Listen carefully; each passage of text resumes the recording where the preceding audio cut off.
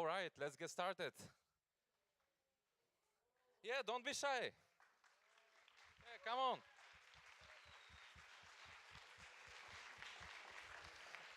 You survived for 2 years, now for 2 days. Congratulations for being here. I hope you enjoyed the presentations. Now we are going to watch what each and every one of you has done for the last 2 days. You have an HDMI cable where you can connect to.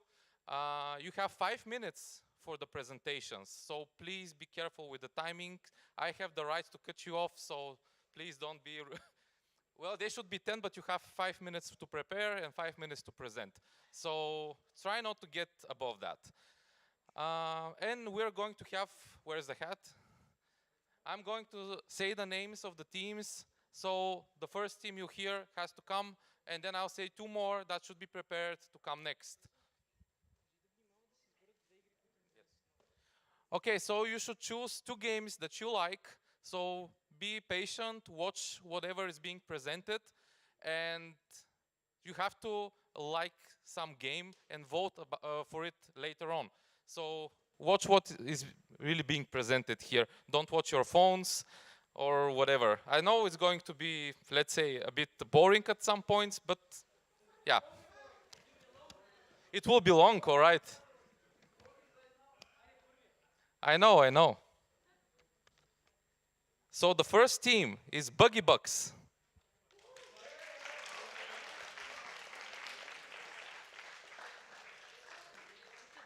Da.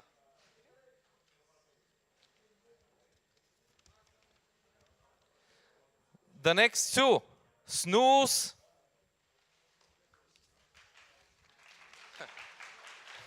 and NPZ Isker.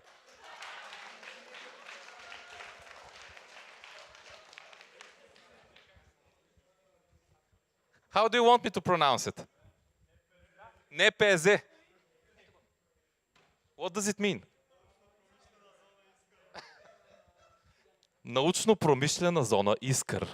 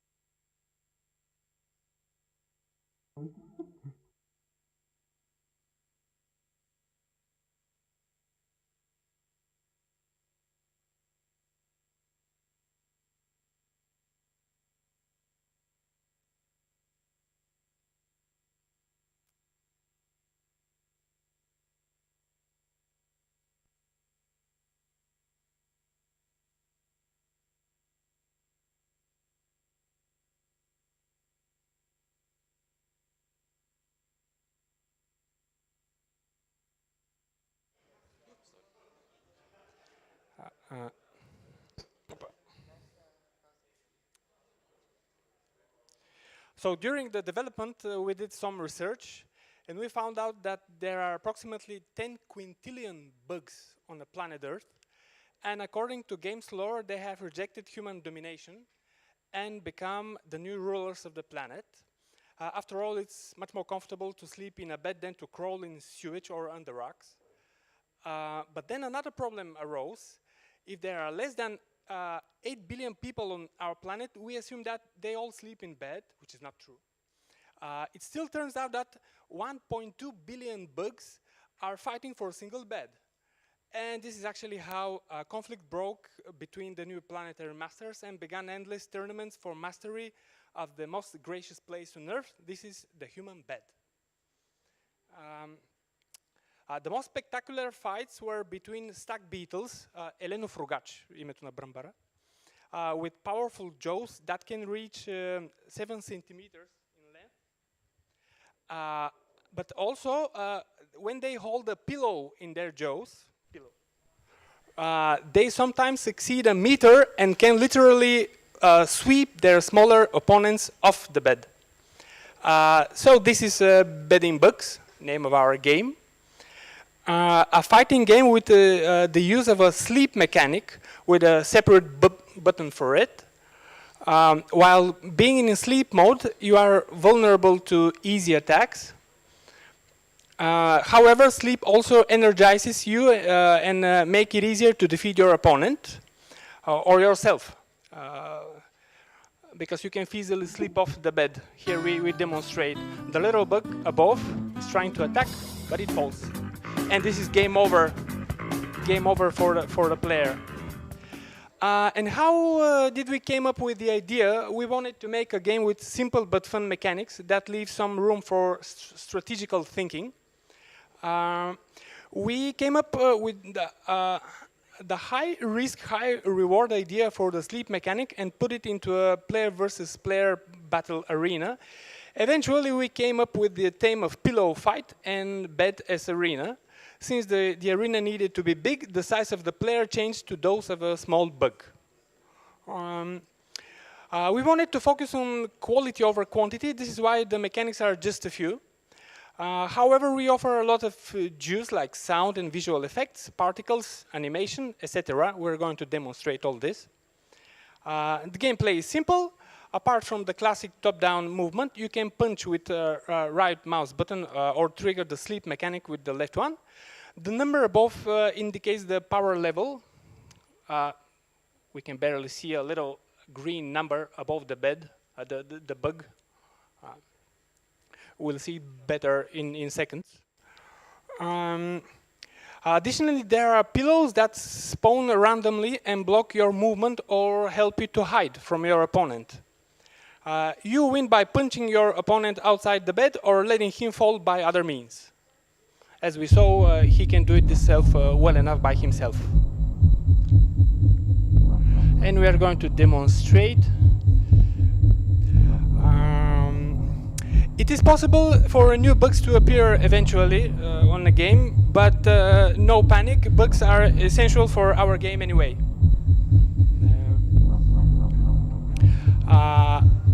It supports Windows, Linux, and unofficially Android, as well as local and cross-platform online play. We're entering the spooky atmosphere of our best-selling game.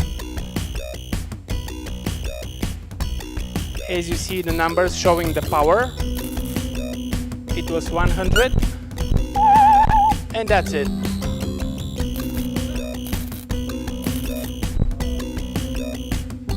The mechanics involve obviously a pillow fight, and you have to punch your opponent outside of the bed. The second mechanic is sleeping. When you fall asleep, you get some energy, so you start walking really fast and smacking really fast. And the goal is to basically do that until one of you falls off. If someone is sleeping, while they're sleeping, you can actually punch them to wake them up and stop their energy recharge. And you can even end up, if someone is not careful and they fall asleep near the edge, you can just push them off directly. There are a lot of ways to think of strategies. You can hide behind pillows to get to basically fall asleep without as much risk. Sometimes if you get too much energy after you slept for a while, you can go so fast that you don't have the time to turn and you fall off by yourself. Does anyone want to give it a try? Sure, you're welcome to try.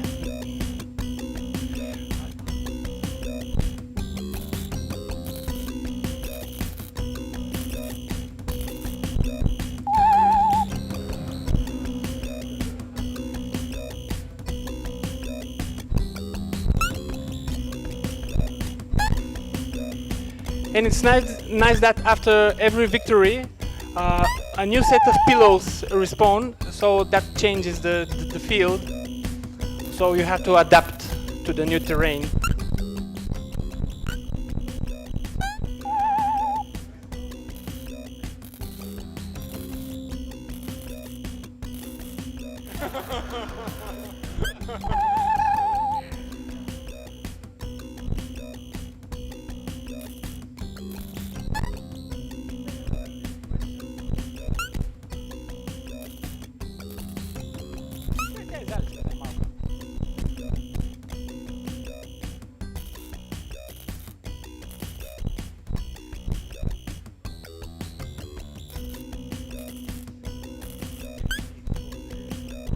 Is that all? Yeah, the last thing we would like to thank to the music composer's team for adding melody that suits pretty well to the game. And also we want to thank to our game testers from another team, the conductors, for testing the early version of the game and giving useful feedback. Thank you. Nice. Buggy bugs, everyone. So next, it's news.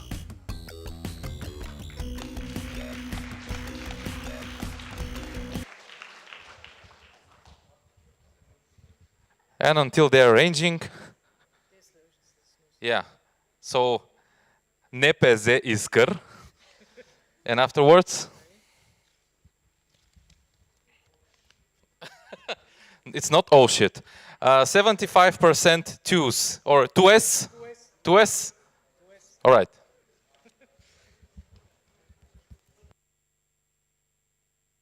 Know how your names are pronounced.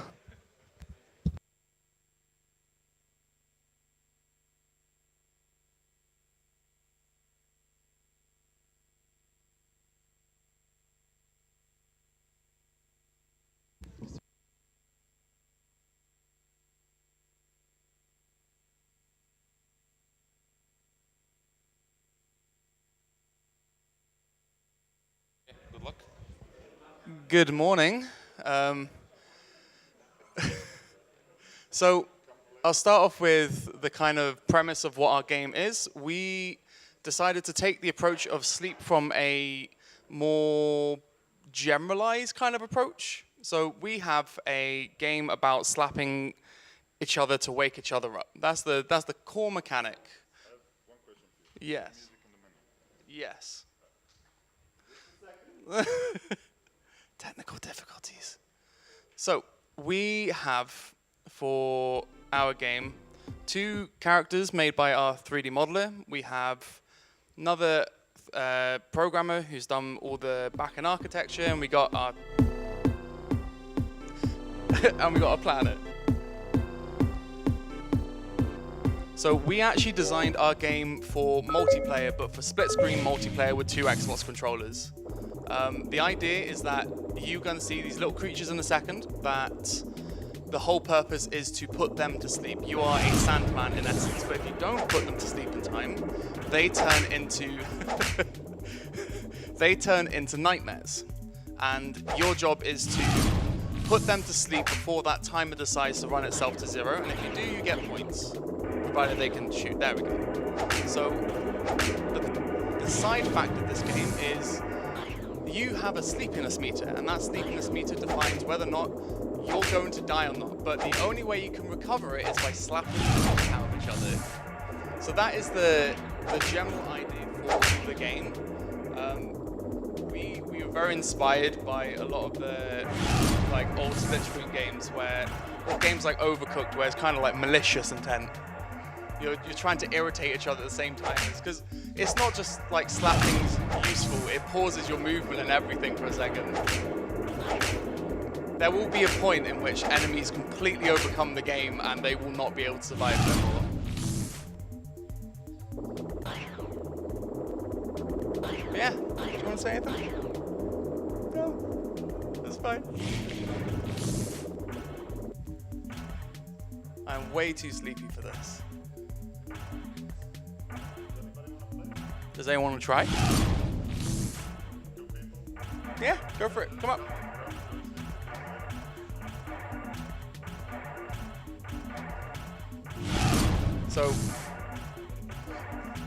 So to play, when the game starts, I just explain Bulgarian, it's fine, I'm not going to bother with that. So right trigger to shoot.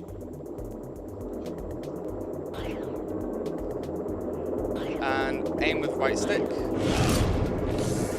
But try not to get hit by the nightmares, otherwise they put you to sleep and you lose. We tried to get as many dual mechanics into our systems as possible, but it ended up just being a smash each other game instead. Pretty much the intent. Our characters actually, on that note, they are legless and only have one arm, but the arm is humongous. It expands when we hit to emphasize the whack.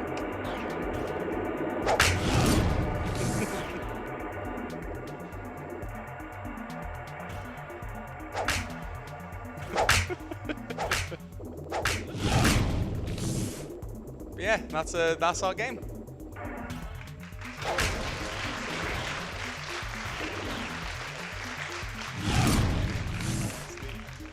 Thank you very much. Snows everybody. Bye-bye. Yeah. Nepeze Iskar. And after that, 75% to us, and after them, let's see who comes.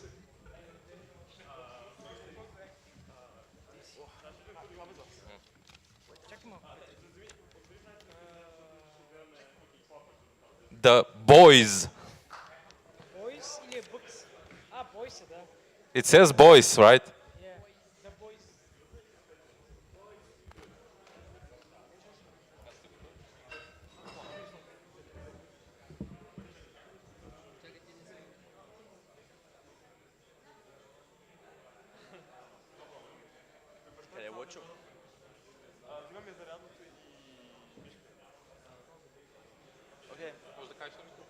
Sure. I would like to begin by telling you, no, I'm going to tell them about the creative process, Chris. And the creative process starts very difficult with the question, what would you do if everyone everywhere fell asleep? And since I'm currently missing a tooth, I figured I'll steal their teeth. And that is what our game is about. It is about stealing teeth from sleeping people. And we've actually written kind of a war about it. And now I'm going to pass the microphone to Wucho to tell you about the story of our game. Thank you. So when it comes to a difficult and very intriguing story, is that better? Yeah, okay. When it comes to the lore of our game, it is very, very complicated, very, very difficult. Imagine a world where a plague roves the streets. Imagine a world when you can't even go out to do whatever. The plague is everywhere, and it threatens your teeth. That's right, every single one of your 32 pearly whites is threatened by this plague. This disease promises, first of all, to reach you, all of you, and second of all, to rid you of all your teeth. As soon as this plague comes to the streets, panic ensues. Everyone goes mad. I want my teeth. Don't get me wrong, I love them. But when suddenly everyone has no teeth, they suddenly become very, very valuable. And so only the richest can afford to change their teeth into something that is actually valuable. The story is this. There is the so-called golden cavity oligarchy, which basically has the money to pay for their golden teeth. These teeth are very expensive, and only a very small portion of the population has them. And they all decided, hey, because we are so rich and we are so few, let's live together so we can protect each other. So they built the, what was it called? The Golden Cavity Mansion. Okay, this is the headquarters of the Golden Cavity oligarchy. This is where every single 0.001% richest of the population live. Now, our main character is Blago because he doesn't have a tooth. Yeah, it's fine, it's fine. Basically, this guy used to be a dentist. Let me tell you, okay. Basically, this guy used to be a dentist, and he decided that he doesn't have any money anymore. And then, how should I get money? Well, I'll just throw a sleeping gas grenade into this mansion, and I'll just put everyone to sleep. And I'll go in, and I'll steal their teeth. And this is a story that precedes this game.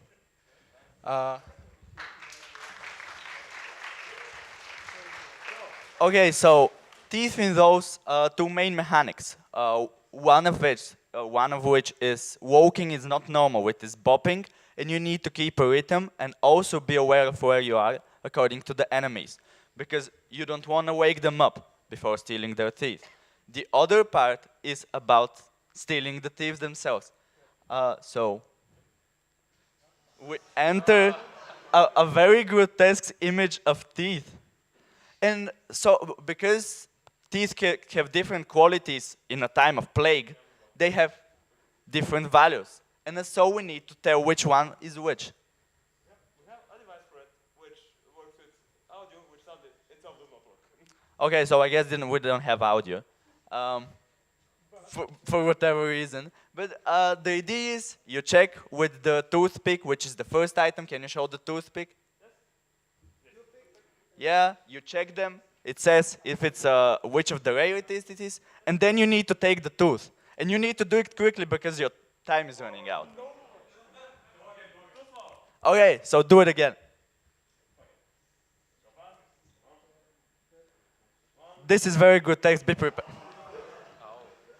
I couldn't prepare you. So you have a timer that runs out while the person is waking up, because pulling someone's teeth out is going to be a pretty wakeful task. And here you can tell that we don't know how to use colliders in Unity. You can go to the other people, check for their teeth. They don't reset for whatever reason again. It is just a stealing teeth game. I think that's about it.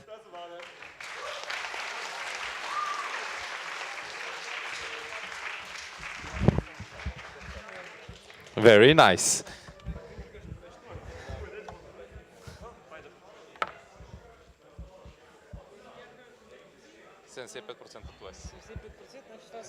Yeah.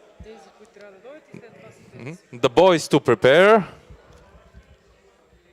And then the conductors.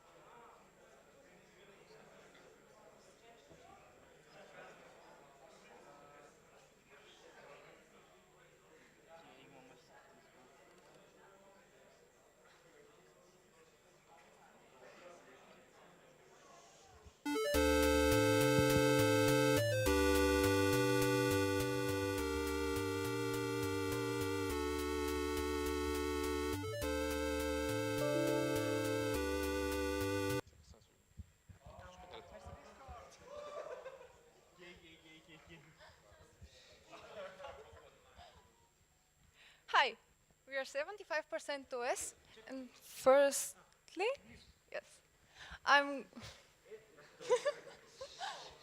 and first I'm going to explain how we came up with this idea. We were brainstorming and came up with an idea we loved. It was having two worlds, one real and one a dream.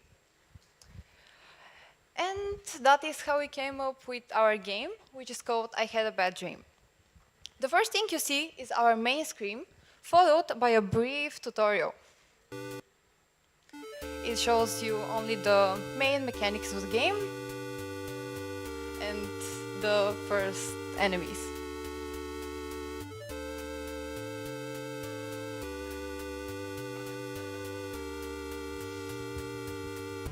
This is all happening in the world of your dreams. Once you pass the level, you wake up and you start your usual morning routine by reading the local newspaper. Once you read it, you go to work and you happen to have some free time, which you can fill with some activities like going to the gym, going to the bank, going to the church, or going to an art class. Then you go home and you fall asleep again, and you go to the world of your nightmares.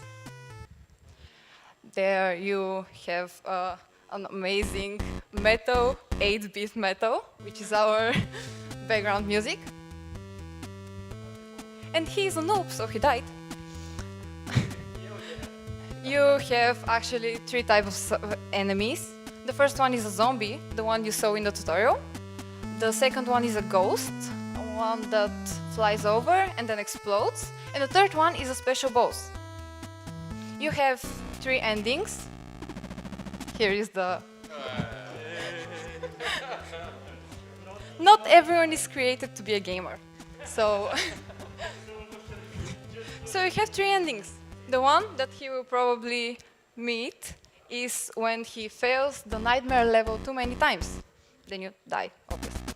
The second one is when you pass the level too many times. But surprisingly, this is also a bad ending. The actual point of the game is to read the newspaper, in which every day is an article for a murder. The weapon of this murder matches the weapon that you used the previous night in your nightmare. For example, this is a melee weapon, which is a sword, and the news are going to say, well, maybe someone was killed with a knife, or a sword, or an axe, a melee weapon. And you have to read it and maybe think, what if I am the problem? This is not mainstream thinking, but maybe I am the problem, I am the killer. And what should I do? Stop killing. So, how you pass the game? How you beat the game? You beat the game once you pass a level without killing any enemies. To help you with this amazingly hard task, these seemingly insignificant daily tasks actually give you buffs. And everyone gives you a different buff. The church lessens the count of the enemy.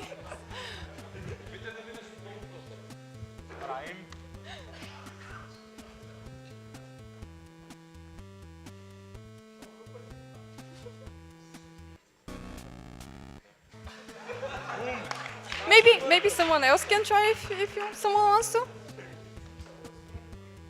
Does anyone want to try the game? Go. That's definitely easier than Dark Souls.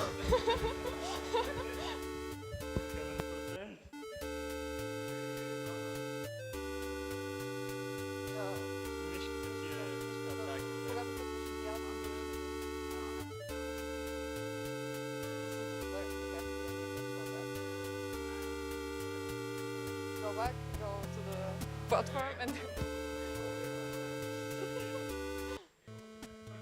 Great, success!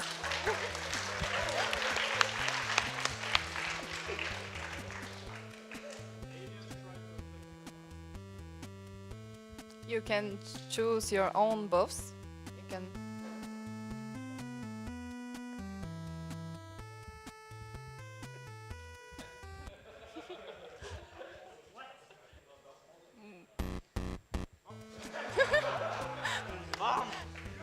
So this is our game.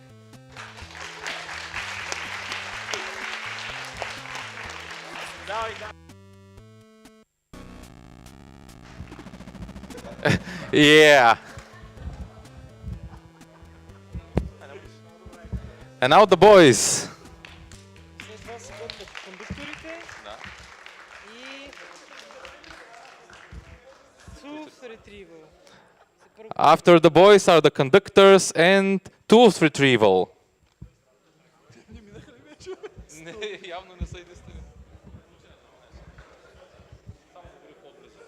All right. Hello, guys. We're the boys with 3 Z's because of sleep, and puns get really fun when you explain them in front of a stage.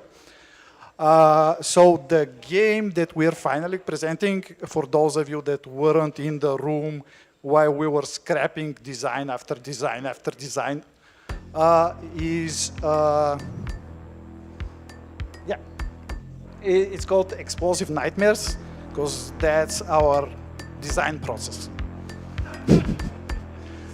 So yeah, we were building a platformer, and then we scrapped that, and then we were building a dungeon crawler, and that didn't happen. So we're now flying through the skies of a soon-to-be apocalypse, trying to save ourselves by staying awake, because sleep is for the weak and the dead. So yeah, our guy is called Sleeping Tom, and he doesn't look good because he's been doing what we've been doing, drinking energy drinks nonstop. So I fucking see the future now. Sorry. So yeah, let double give him a run of the game. So yeah, in the future we do have jetpacks, so that's great. But we also have flying sheep with rocket launchers, so it balances it out. Like cool stuff around the screen that you're seeing, the art that Elmo inspired on our side is destructible in the foreground, and we have a nice parallax background, which is super cool.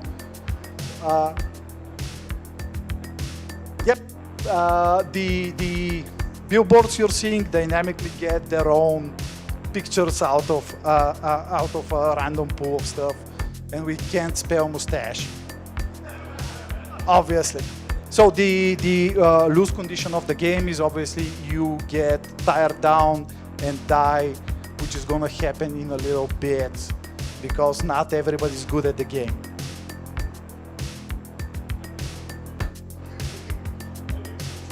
Nah, like take your time. We only have 5 minutes. All right. So yeah, a simple blue screen, and then you can go again or go to the starting screen.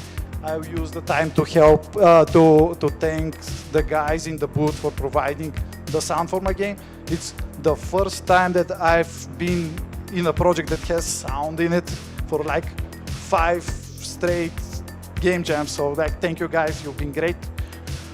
The win condition is obviously related to all the coffee and energy drinks you can get while running this thing. You need to fill that coffee bean bar over at the, which side of it? Your left side. And yeah, again, like I love the art. I love the art style that we have, and I hope you guys like it too. That's my team right here, and they've been awesome, and they've let me ramble on and on and on. So that's been great. Thank you, and let's see a win condition now, if we can.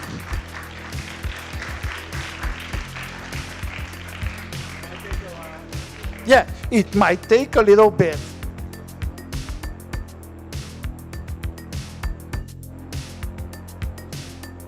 You either win or we don't show that. Can we do it in post-production? Like, imagine it. Yeah, he's at 1 HP and like things are looking good. Like, woo! Thank you.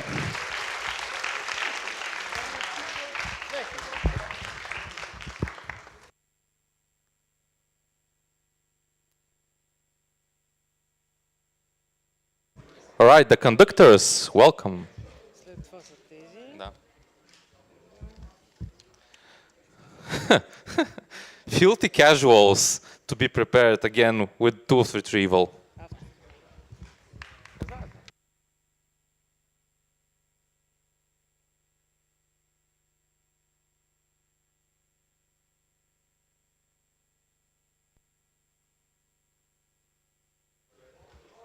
Hello, guys. So, do we have a screen?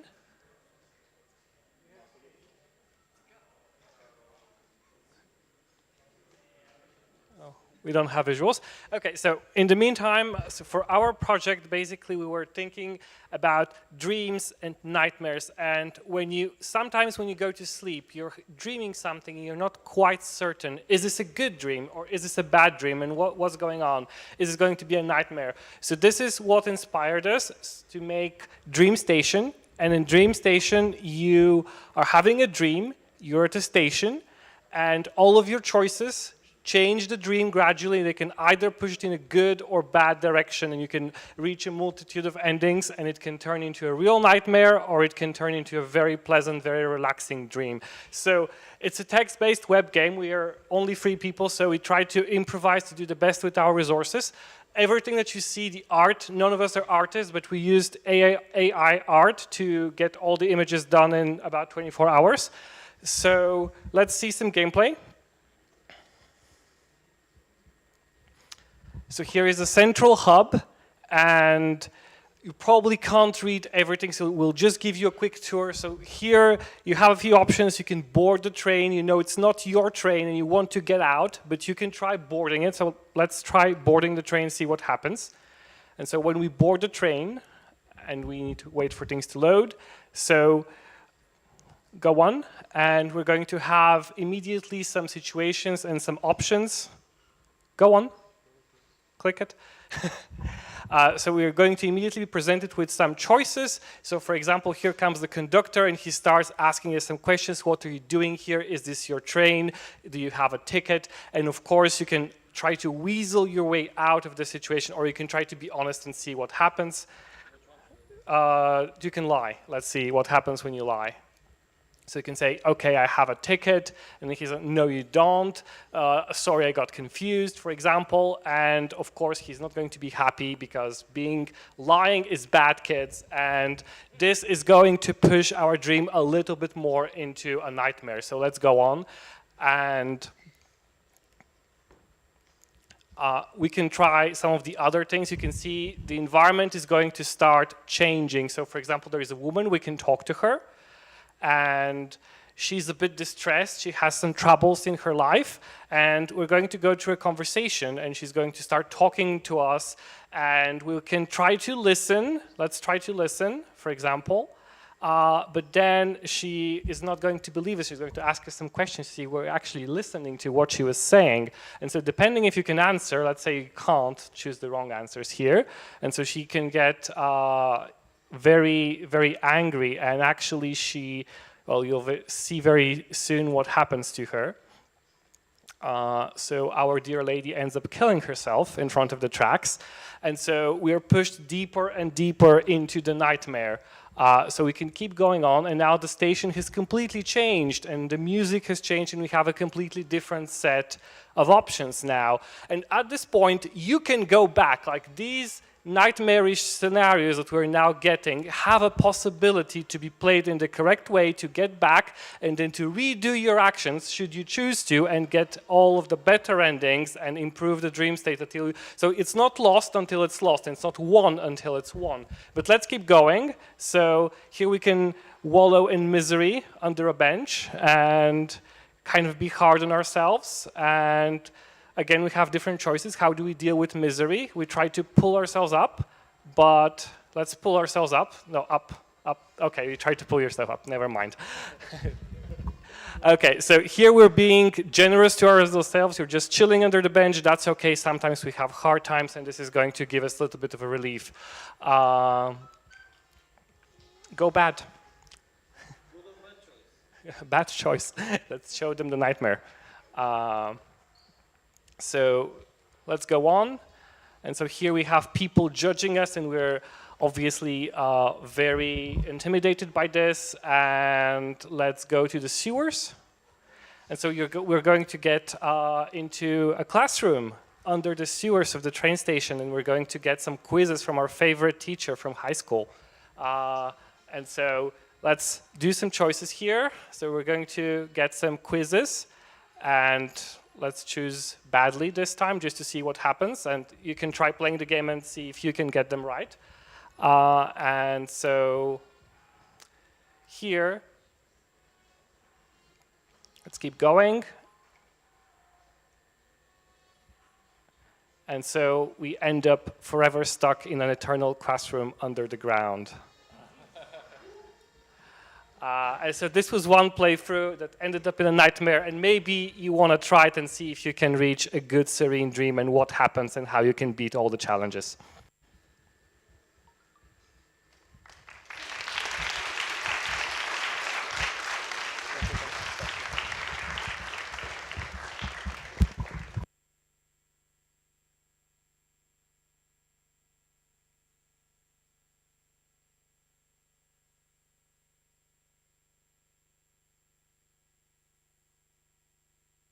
Apparently 2 more minutes, so we can quickly show you some of the better things. And also, we just want to say huge thank you to the music team that helped us a lot to provide us with the beautiful soundtracks. And of course, all of the people around us who play tested and gave us some advice and their opinions were very much appreciated. So here things are starting to get better. We're going towards a more positive dream, and we're flying towards the roof of the train station. And so here we're going to get a little bit of a mini game. So here, if your mouse hovers over the ground, you're going to fall. So you have to very carefully navigate your mouse towards the sky. Let's go towards the sky. And here we're going to fly way above the station. And I think we have just one dream left. And we're going to plant a tree that's going to grow. And lots of people are going to come and going to see the tree. And we'll get the option to either intervene with them or kind of let them just chill with the tree. And so you can see what happens when you intervene or don't intervene with various characters. And so this is just going to take a little bit of a while because the tree is patience and things take time to grow. We don't have to rush them all the time. And so very soon, with just a little bit more patience, the tree is going to grow and you're going to see a good ending.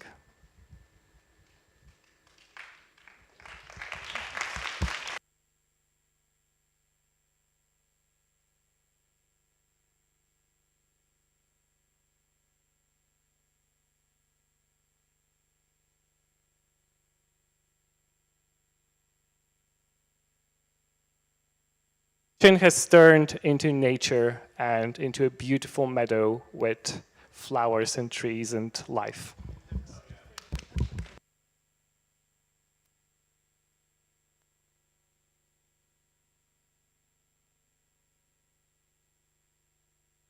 And now tooth retrieval, please. Welcome on stage. Then filthy casuals to prepare and tsunami.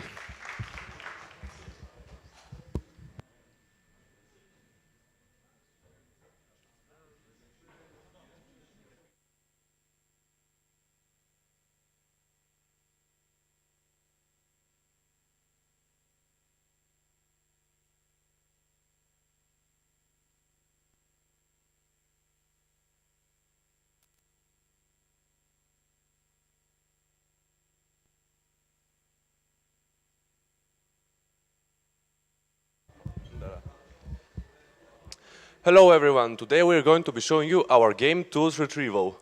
First of all, who are we? I am Matej and here's my friend Irina. We are 12th grade students in 2S. In order to make the game, we used Unreal Engine and our graphics were made in Blender. So what is the purpose of our game? You are the tooth fairy and you're trying to take Darva's tooth from her bedstand. But you have to be careful, don't make too much noise or else you'll wake up Darva or her parents. Also, there's a limited time that you have to get the tooth, or else the sun will rise and you'll be revealed. There are lots of challenges that we faced. First of all, some of us had to learn how to use Blender. Also, we had to deal with poor Wi-Fi and program crashes. We had very limited time and we had to deal with Unreal Engine. We couldn't make much of what we wanted, but in the future, we could add more levels and bigger rooms or even a house to explore. Maybe some wings for the fairy, improved graphics, which is a must, and more obstacles, like pets, noisy objects, and other stuff. Now we have prepared a short demo of the game.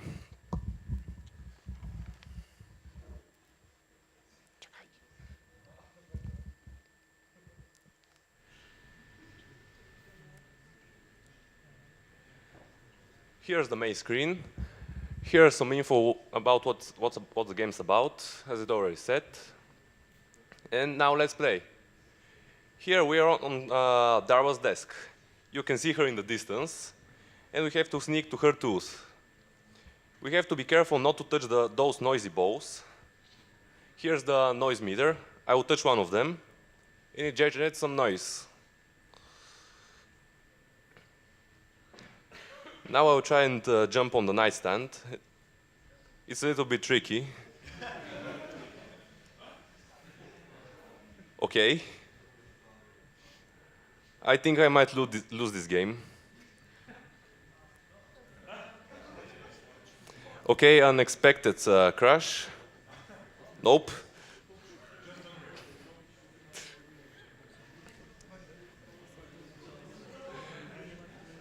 I swear it doesn't happen usually. Okay, screw it. I'm losing on purpose. I made too much noise. Okay, let's try again.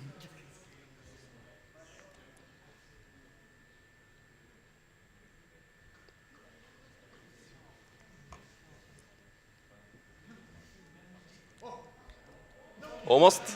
We almost made it. No. No. Almost. I can do it. I swear that usually doesn't happen.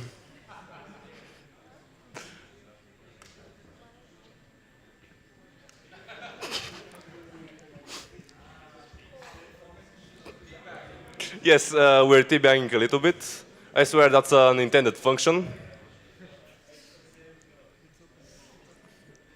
Okay, forget about the tools, let's bail.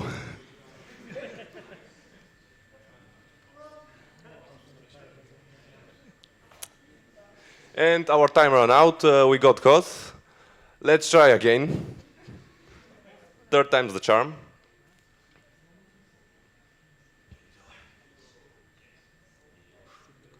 We did it!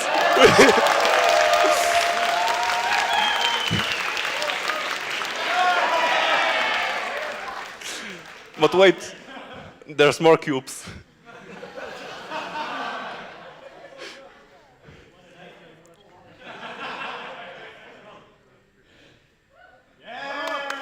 And we won.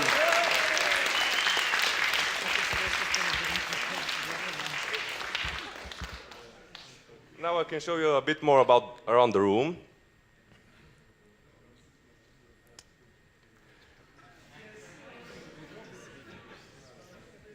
And let me show you Darwa herself.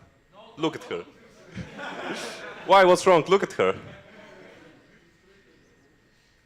Now let's lose on purpose again.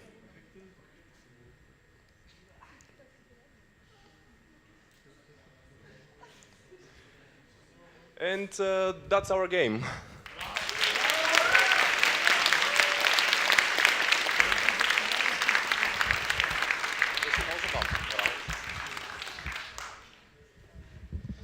All right, thank you very much. Now we have the filthy casuals. And then Tsunami.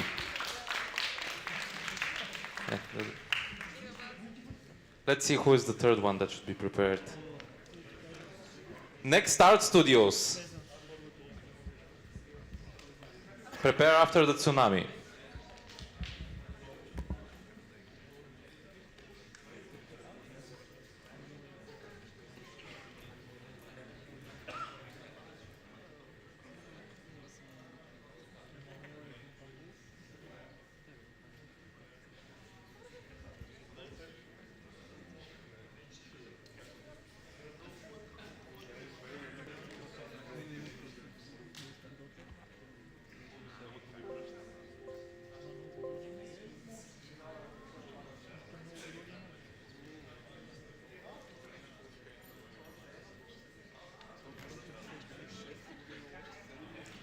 Hey guys, how are you? We're the Filthy Casuals. We're casual game makers, and we're filthy because we compensate our lack of skills with no sleep. Today we'll be talking about our game, the Lucid Dream. This is a game about a very specific moments that most of you have probably lived through, maybe all of you. And for this I want you now to imagine the following scenario. You're at home, you're sleeping, and you suddenly have the urge to pee. You of course have to go and pee. But there's a huge problem with this. The light from your lamp, because it's very irritating for your ears, because it's very bright. You've been sleeping, it's dark in the room. And this is our game actually. This is a game about the light that's getting into your eyes. And the way this game is actually meant to be played is not by using a regular controller, but by using face recognition. This game works, this character moves only if your eyes are closed, so you can't really see his movement. Now, because, as I said, we compensate our lack of skill with no sleep, we don't have this implemented, but we have a mechanic that will demonstrate the idea with a simple animation. This will be the first level that we show you, and the second level will not have this implemented, so you can see the animations with it, because all of the art of this game is created by us. We haven't used any prefabs or anything else, and we drew everything by hand. So, Nicola, this is the beginning of the game. As you can see, the character only moves if you can't see him moving, and he's sleeping. He's sleepwalking. There are multiple things in the room that are getting in his way. For example, this plant. Plants are very dangerous when you're sleepy and trying to go pee. So are cats. As you know, cats make a lot of noise. If he bumps into this cat, his whole adventure will be ruined. Fortunately, we also have a light switch. The light switch helps us, but it also gets in the way. Because, as you can see now, the evil sleep paralysis demon is not present, but our sleep meter is filling in faster. The sleep meter is represented by a balloon full of piss. If this balloon bursts, we lose the game. Fortunately for us, oh, you can even see the puddle. Okay, now Nicole will try to do this again. Maybe avoid the water. It might make you peer. Okay, we're traversing the environment. Actually, the whole idea of this game is to traverse the environment with this huge handicap that is you can't see. We have multiple levels and multiple designs and puzzles not implemented in the game, and what you see here is actually a stripped down version that was coded 10 minutes ago. We really want to show you the sounds because we had a sound designer. Okay.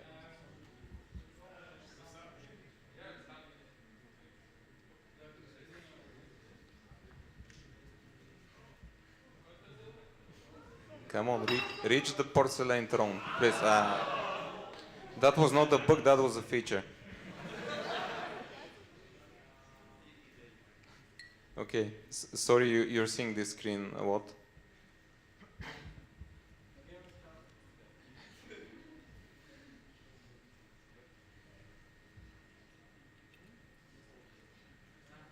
If you bump into objects, you're slowed down because the objects bump back.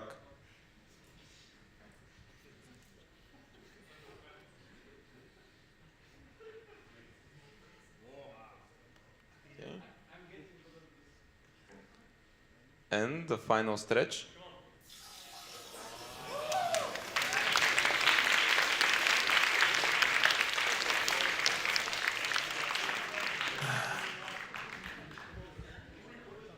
Okay, so after this huge success, we will now show you the second level, which has a bit more features, just to represent that this idea actually works. But we won't see the closing eyes, and you will actually be able to see the animations. Okay, so the sunflowers only dance if the lights are on, and you can't pass through them. This is the tutorial part of the level. We also have an issue because now we have a sleep paralysis demon on our front door. This is a big issue because he can't be avoided.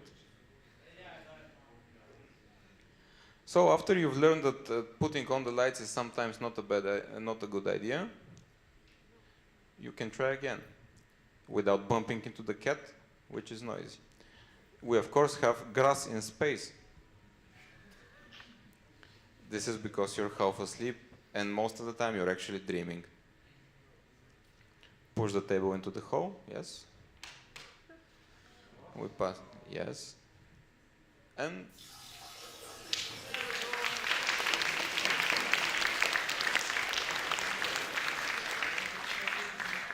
we really wanted to show you the other 20 levels we made, but they are on scrap pieces of paper and don't exist. So this is all. Thank you for your attention.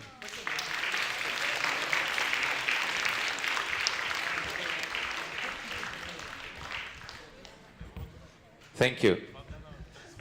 And after that P event, let's have the tsunami. I hope not from Peace, of course. We have after that Next Art Studios to prepare, and let's see which team is next.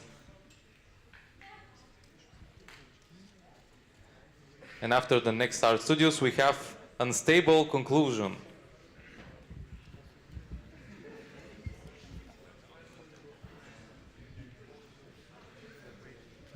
Hello guys, we're Team Tsunami and we're gonna present today our game Sleep Motion. I'm Martin, I'm a designer. Yuan is a designer. We have three 3D artists, Antonetta, Anton and Nikki. And Tani is our programmer. He's gonna be controlling the game. Basically, we had a pre-production period where we were brainstorming our game, and through iterative process we got to around 10-ish ideas, game ideas. Some of them were concerning the good side of dreaming, some of them were concerning the bad side of dreaming, like nightmares. But at the end of that process we got to three candidates, and the whole team discussed it and we chose one idea. That idea is basically very hugely influenced by a tech that we're using called Leap Motion, and our game is called Sleep Motion. Basically, this is 3D version of Minesweeper in a way. It's a huge influence. So basically, we choose how to develop. When we chose how to develop the game, we first started with thinking about 3D assets, and we chose a 30-sided polyhedron made out of rhombuses. This is going to be our playfield, the place that we diffuse, basically. And all the rhombi faces can have a bump on top of them, and you have to basically diffuse them. You see this polyhedron, basically. The hands are controlled by our programmer, and he basically can move the polyhedron with his hands to search for where to put the plates. These plates that are flying by our diffuser, the diffusal in the investigation system. When a block that is placed is green, that means there is one nearby mine next to a site. Two. Basically, if it's red, it means 4 of the sides are close to a mine. If it's blue, it's 1, and if it's yellow, it's 3. We have a progress bar underneath showing our oxygen. When that oxygen runs out, the game is over. Yeah, game over. And the idea here,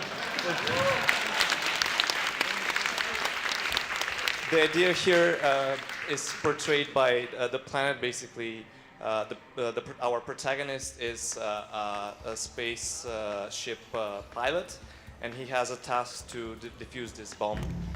Basically, it is the bombs. Like the bombs are basically AI malware that you have to defuse, and our task is to basically defuse it. Yeah. The blocks, you can pick them up and place them inside of the polyhedron. If you manage to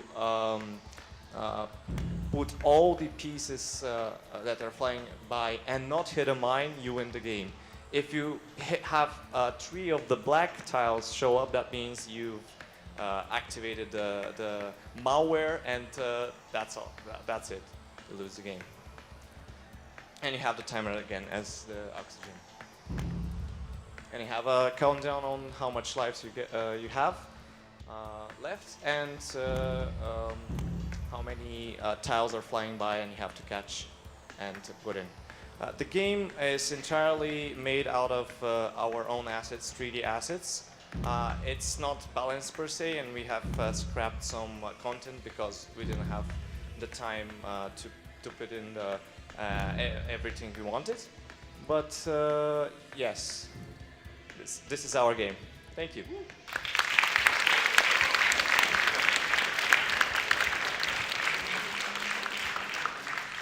Does anyone want to try it out?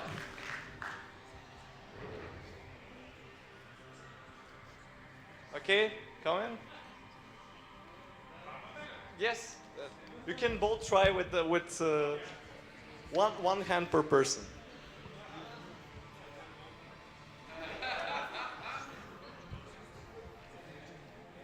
This is the detector here. Yeah. Okay, look at this. Okay. Okay.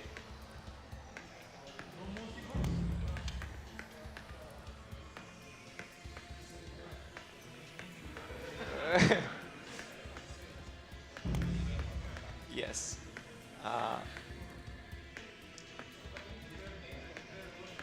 Yes, this is the multiplayer versus mechanic. Yeah, that's a bomb that they have activated. The AI malware. They have 2 lives left.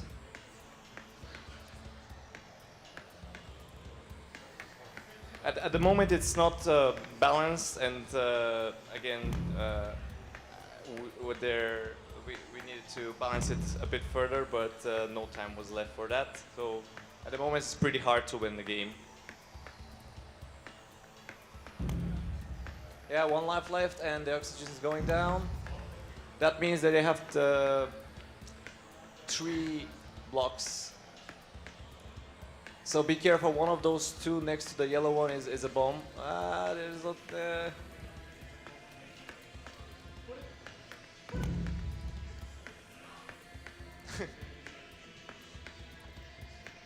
Yeah. Thanks.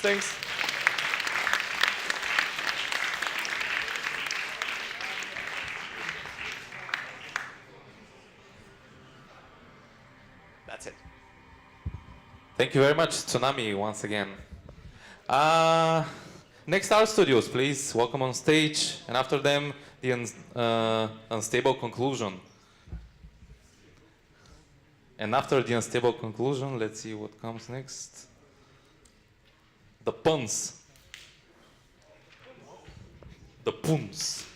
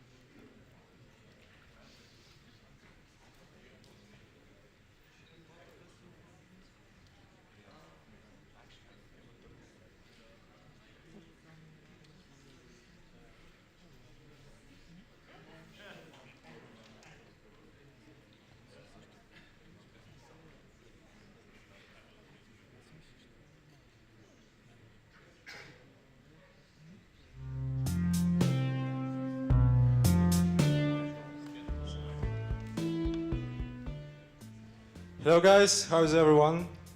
I want to say that I'm very glad to be here. It's truly an amazing experience. Thank you everyone. I cannot believe that we're gonna be after the most cool and technologic game, and ours is more like casual flash game vibe, old school, you know, like.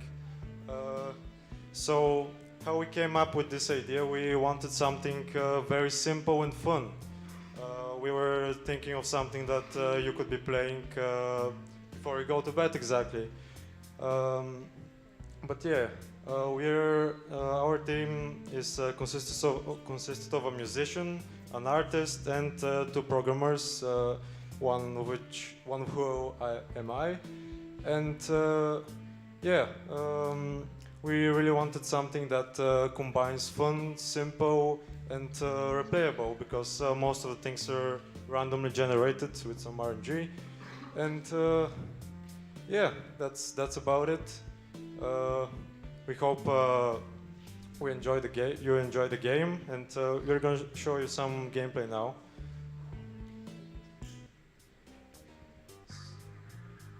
So basically, the idea is that you have to wake up before your alarm goes off, and your alarm goes off at 8 a.m. and you're too busy dreaming, and you have to finish your dreams before you wake up, and or no, you're gonna be late for work. Let me just increase the volume.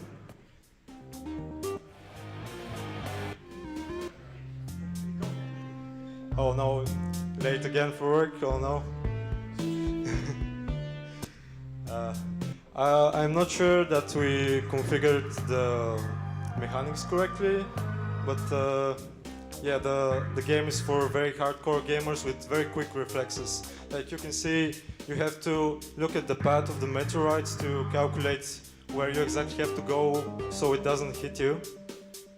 And for the demons, you have to be very fast, and you go from the demons to the game that you have to think, like you go from the dreams to the nightmares, and yeah, as you can see, I'll just shut the fuck up for a second, excuse me, so you can enjoy the game.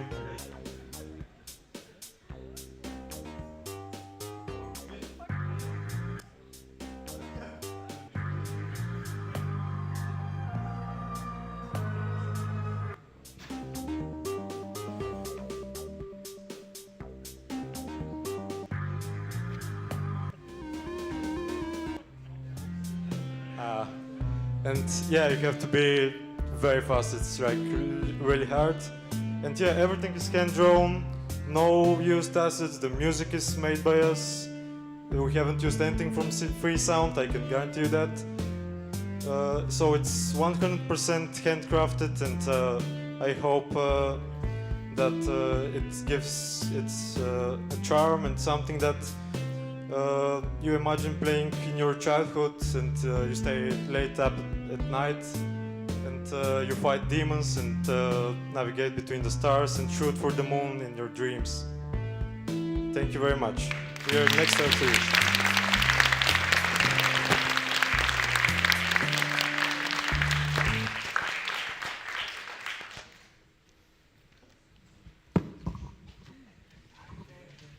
Where are the others? I was wondering. Said the other people. So the musician has to do the audio for the theater. There's a performance there. Our programmer went somewhere because he's very shy. And yeah, I'm the other programmer, and that's the artist that drew everything. Thank you. Bravo, thank you very much. And now we have the unstable conclusion. Unstable. Then the puns, and after them, can you open it for me, please? Prostituya. Yeah, but it's mixed letters. I don't know how to read it. Prostituya probably, but it's prostituya.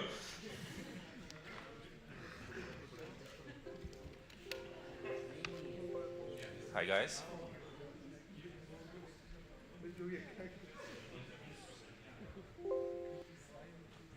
All right, hit the title screen. All right. Okay. So this year we decided to make a horror game, and the thematic of our horror game is AI. So we used AI to create a game about AI, and I'm starting to thinking that I'm AI right now because I haven't slept for 40 hours. But basically, we are making this horror game where you're not the crew members trying to survive, but you are the evil AI that is controlling the ship and trying to kill the crew members. So we are making some kind of a reverse horror game. And basically, let's see what we made.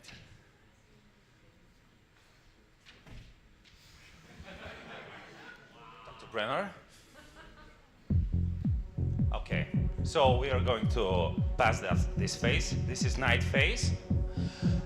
Basically, now we are just going to observe. We are the AI. We control this ship. These are the 4 crew members. We can see them right there on the right. So we have a doctor, a pilot, an engineer, and a soldier. We first task is to observe their routine. We can see by the icons that they have. Sometimes they have to work on the engines. Each of them has their own workspace. They have to eat. They have to sleep. They have to mingle around. And we should carefully watch the time, because after the day is closed, then we cannot act no more. Now, my colleague Dr. Brenner, I forbid him from acting with the utilities because we want to observe what are they doing. And soon we are going to have a night phase where we, as the evil AI, will mingle around and check how we are going to manipulate them into leading them to their own certain death. Now, they will be going to sleep. It's 00 o'clock, night phase. So now, during the night phase, there is a little time, but we can check some dreams that they are having. So let's check soldier, what the soldier is having. This looks like a clown. What the engineer, fuck clown. Use clown, definitely. So now we chose clown and jellyfish, but we are not going to use them right now because I want to focus on these utilities here. So as an AI, what we can do is manipulate their waypoints. We can do that by playing the door card, which is also taking some resources, and we can also play the light card, which can make them maneuver. So this guy wanted to check why this room is dark. I have to say that these cards are causing a sus, and we have a sus meter gun here, so 100% sus, we are dead. They know about us, they know we are sentient AI, they know we are a showdown, so they're going to kill us. We have to be careful. Now, we are not going to use the fear cards because I want to wait and make sure that you grasp the waypoint mechanics. So doors, lights, and this is, yeah, use this one. Let's emergency. So the engineer and the pilot are now going in the same room to fix the emergency. You can use that later because you're going to be using the fear cards to induce hallucination. This is basically your main way. So again, let's go to sleep phases and observe kids, mushrooms, doctor is alien. Okay, doctor alien and doctor and pilot what? Okay, let's chase the doctor. Let's chase the red one and close him. Try to lure him and close him somewhere in a tight space so we can play the doctor card. Okay. Close the door, close the door. Cool, play the doctor card. Oh, no, yeah, okay. Different dream. So maybe play the doctor on the pilot. All right. Try something else. Try. Experiment. Come on. I want them. See, these guys are now on 0 insanity. So we are doing so worse. We need. Okay. Wait, don't lose your sus. We will wait again for the next night, and our time is running. Day 6, and the ship is landing, so we are dead. We have to really carefully interpret the dreams and imagine what their fears are, because after that we have to choose our deck of fears carefully. Okay, fire. We will use fire. This is good dream. We don't not care. Okay, engine is drowning maybe, and clowns. Soldier is clowns. Doctor is fire. Okay, fire and clowns. Fire and clowns. Cool. Lure the red one somewhere.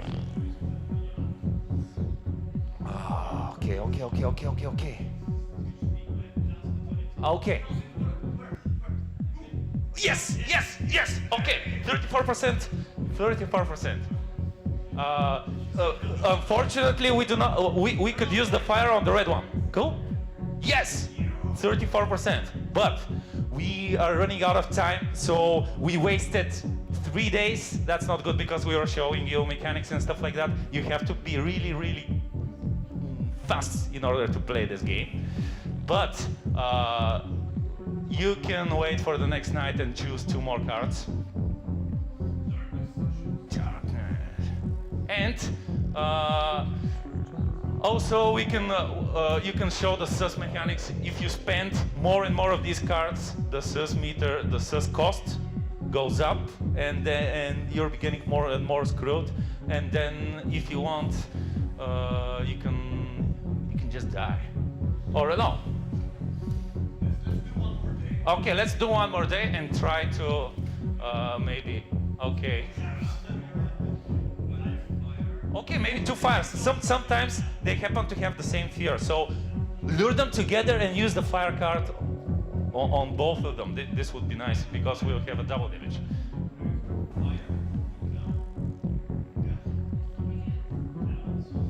Use the fire when they're eating, like burn them.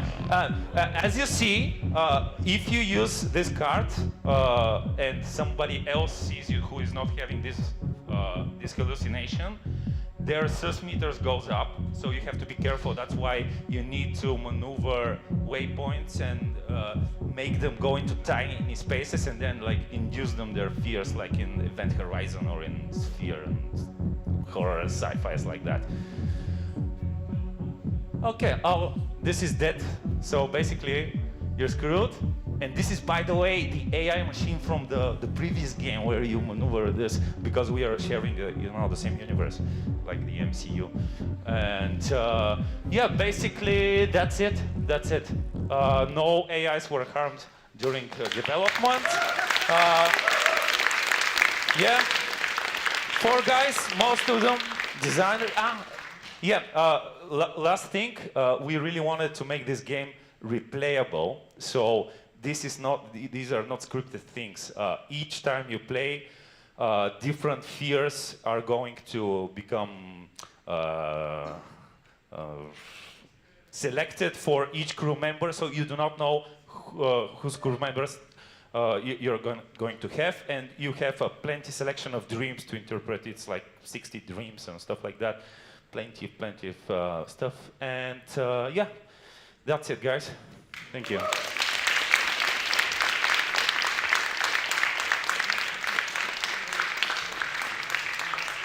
Nice, thank you very much. Now let's welcome the puns. And after them, Prostutia. And after them, DevHub 1.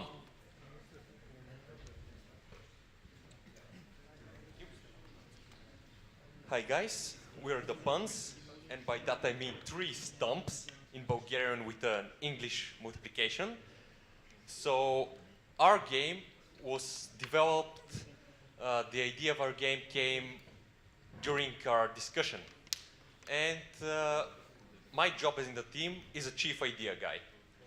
And as a chief idea guy, I did the reasonable thing. I took all the ideas from my team and I scrapped them. Because I don't know why, but every iteration of whatever idea we had initially turned around every time vampire survivors. I have no idea why. So, our game is about sheep, as you can see. It's called Sleep, which is a pun that is on the level of what Hemingway would write, possibly. It came to me in a dream. So, this is our story. Once again, great writing, amazing screenplay. You are the sheep, Bao, and you must help your boss, Lord Ba, who hasn't slept in 666 days. And what idea for sleep would a sheep have? Of course, gather other sheep and make the boss sheep count it, so he can go to sleep. And what better place to find sheep than at a sheep farm? But there is a bit of a problem. After you climb the wall without permission from the farmers, you have to fight hoof and nail to gather all the sheep to manage to bust out of the gate and lead them to your boss so he can finally get some well-deserved sleep. Because being a boss of sheep is, let's say, not a pleasant business. So,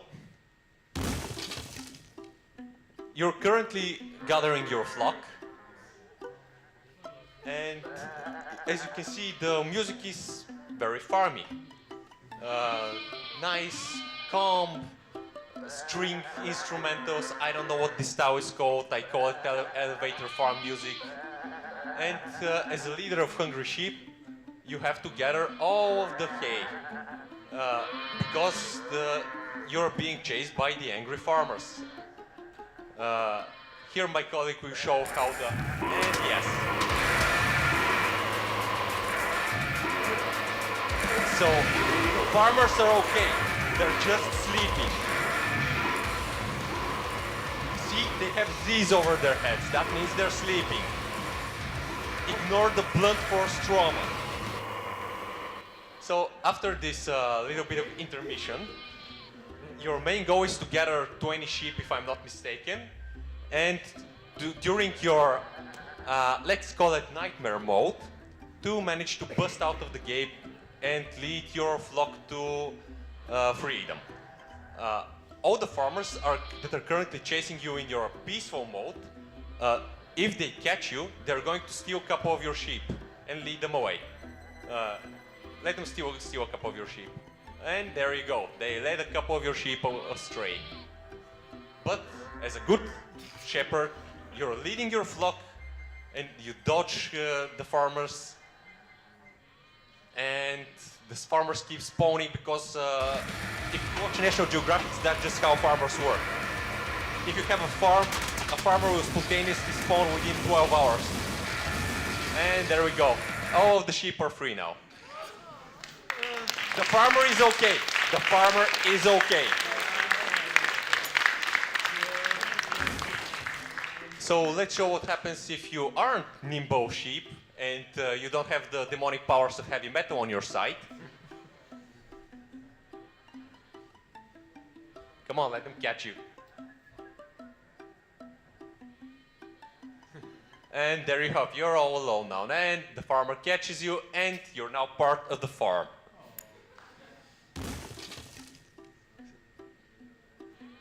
Our game, all of our assets are hand-drawn by our artist.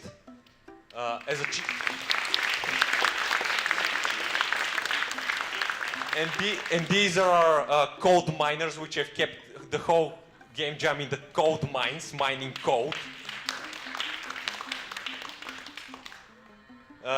This is the other overseer. We just made sure that everybody was doing their jobs. Also, he handcrafted the level. From my part, I only pitched at them.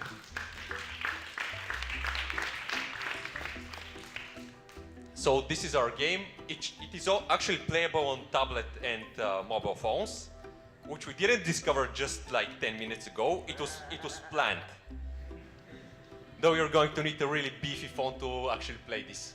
as the about 6,000 assets are going to melt your processor.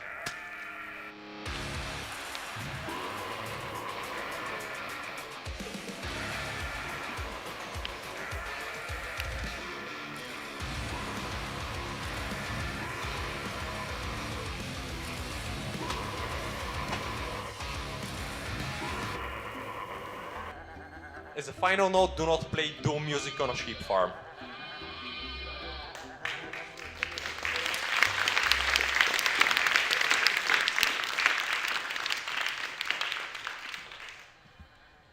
Thank you very much, guys. And now Prostotia. After them, DevHub 1.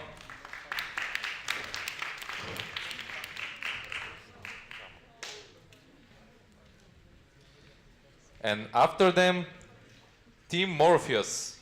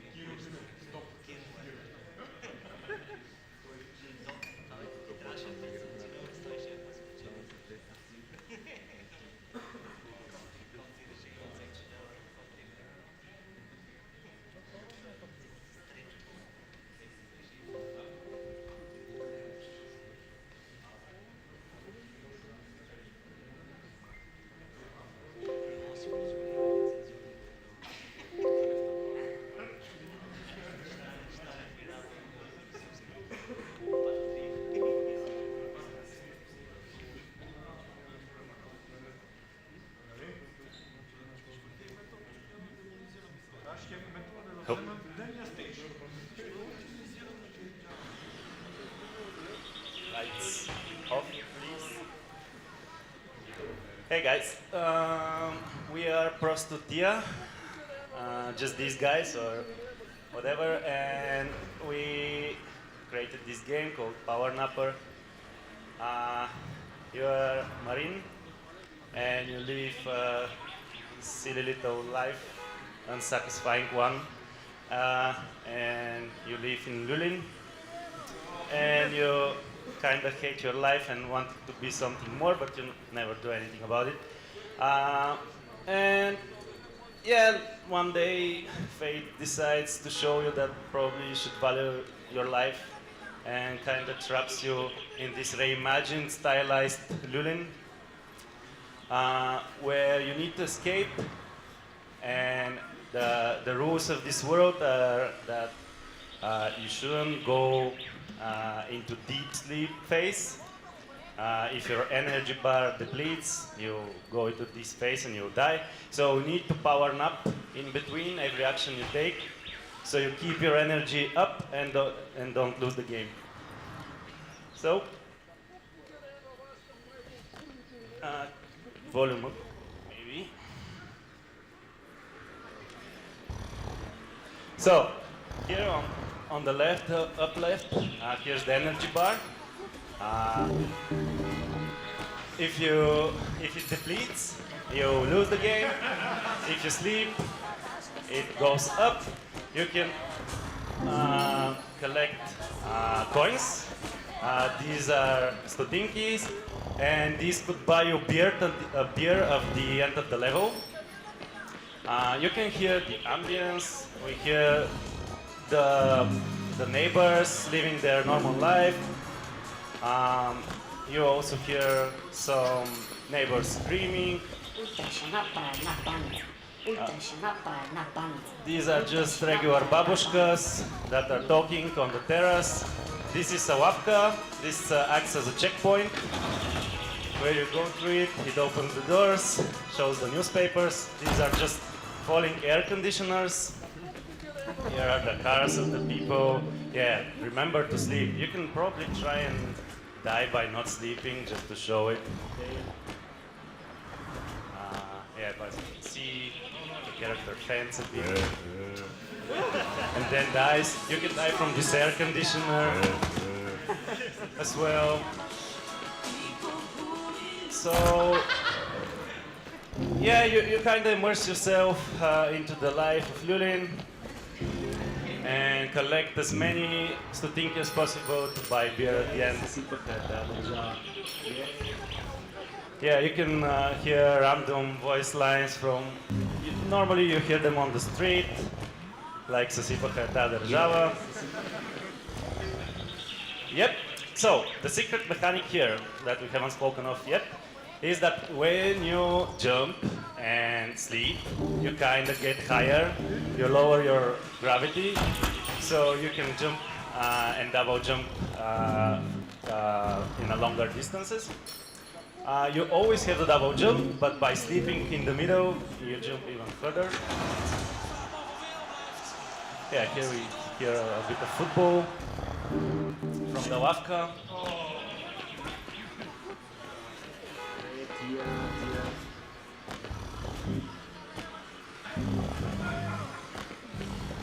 Yeah,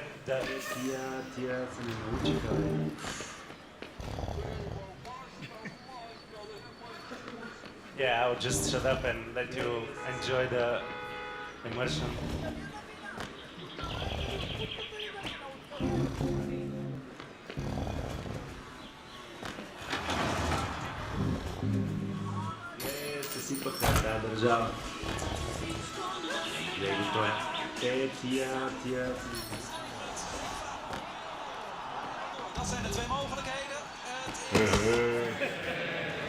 Yeah, this babushka throws her TVs. This one is from Sofia. She's very rich, so she can afford to have many TVs.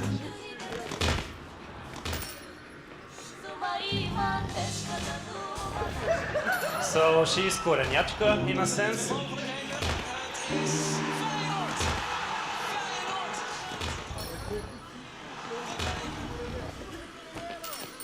Yeah, but as you can see, we have 4 leva, 80 stotinki, and we are nearing the end of this level.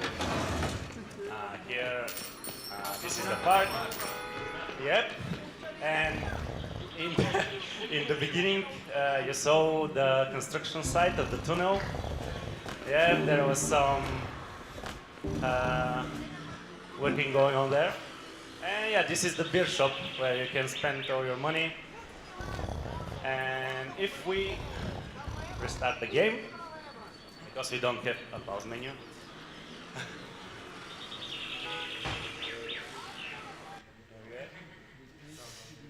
yep, we can see the credits.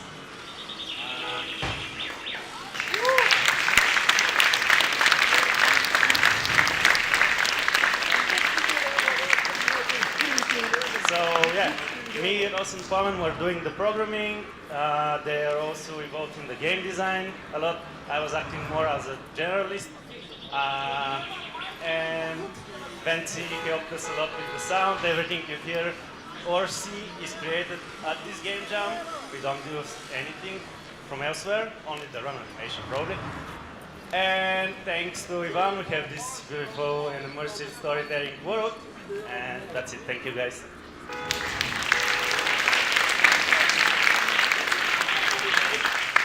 Thank you. Really fun, actually. Yeah, now DevHop 1, please.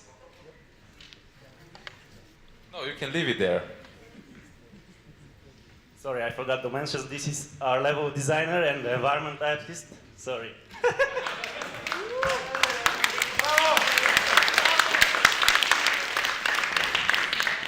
It's a good day when the guy admits his mistakes.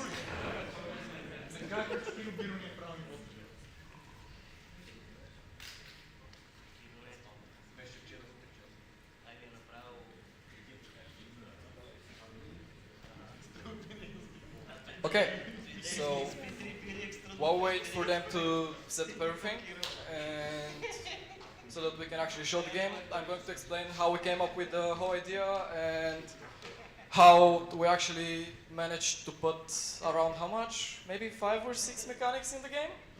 Because everybody wanted something from them as a mechanic to get inside, and I had to come up with an idea of how can we actually manage to do that and add everything. Basically, the Tower of Dreams is a board-like game where you climb up a tower and have sleep points and have to manage them to be able to climb up atop the tower and get to the bed and actually sleep. Above, up to the top, you will find different rooms which are good rooms and actually bad ones, and you have to choose wisely in which rooms you want to rest for a second and recharge those points, because some of them might add or some of them might actually take up from the points that you have. Basically, the little knight has been on a long journey and has become really tired. His only objective at this point is just to go to sleep at the closest bed possible. That, however, happens to be the bed at the top of the Tower of Dreams. Before he starts his last journey and finally getting a good sleep, he receives a warning from an unknown entity that this tower is really special and he has to be really careful with the good and evil dreams that are up there. Each dream is a different experience or a mini game with a different mechanic that the player has to use to actually complete the tasks there and either get more points or try not to lose the points if it's a hellish gate. There are also traps along the way in which you actually take your sleep, so you really be careful. You really have to be careful to try not to land on these specific pieces, and that is why we've actually made the cost of the moves accordingly, so that we encourage the player to go more into the unknown, into what he cannot see of the next steps, rather than just going one block by one. So now we're going to present the actual demo. Around 95% of the game are made by us, only the clicky sounds of the buttons are one of them, and the trees, because we just didn't have enough time for that. So as you can see here, he chose to move 3 steps upwards. On the top left, we can see how many energy we have, and when we go, let's say, we see a hellish gate over there, which is around 1, 2, 3 blocks. So if we move 3 more blocks to the gate, you can just go, like that. When we get inside of the hellish gate, we're going to be presented with the first mini game, which is a teleporting one actually. You have to shoot these little circles around. With the left click and with the right click, you can teleport to them and try to solve the puzzle. If you want to, you can die here, maybe? Let's try to jump out. Yeah, just go like that. So, afterwards, as you can see, we have 2, 6, 8, 10 points, and we have nothing more because we failed. No, actually, 8 points because we failed the level. We lost 2 of our points that we can use. So let's go up 6, which is going to take 4 points, and we have no idea where we're going now. We're barely going to miss the angel one, but I think we can go for the next. So you can move 1 point upwards with our last point. No, we cannot actually, because the last one uses more points. So you can only move 3 spaces. Yeah. So as we said, we encourage the player to take longer shots, which take less. Yeah, he actually lost it. If you want to, you can try again and see if we can get inside. Yeah, go inside the angel one. So as you can see, if he moves 1 time, if he wants to move once, he's going to lose 3 points rather than only 1. So you can go 1 more ahead, and let's see what gate are we gonna go in. Okay, so here he has to go up, and with the right click, he has to hook up to every single. Okay, he actually fell before doing that. If you want to, you can guys change, and because this is our 3D designer, he hasn't played the game yet, so this is the first experience for him. Our team is consisted from 2 programmers, Bobby and Bobby.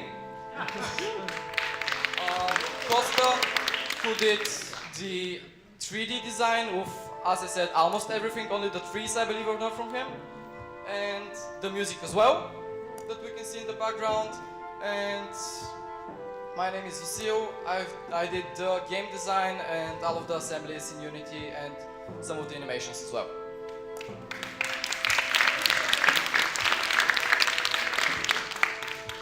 Okay, we actually found a good one and we lost our lives again. Sad. Okay, so that's the point of the game. If you want to move to the top and win, you have to, first of all, have some sleep, because I don't think any of us got that much. And think really careful about what your next move is, so you can move accordingly to the energy that you have. Thank you.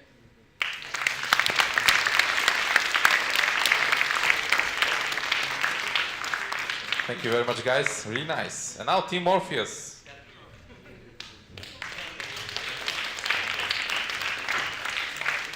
And after them, the newbies. Or boobies. No, newbies.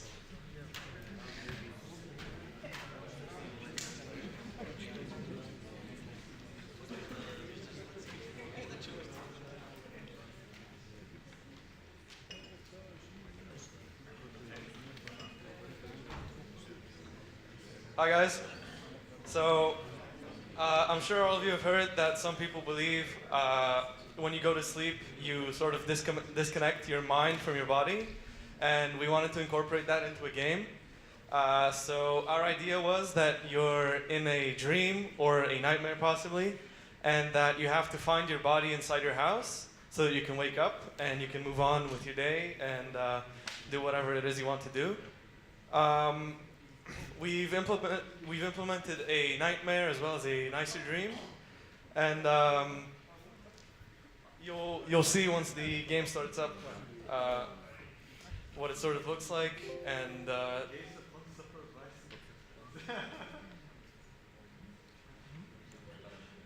yeah, so you'll see.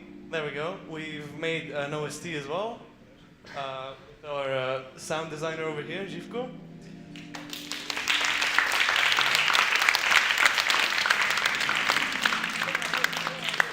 Yeah, so the coders are me, Koyan, and Koyan.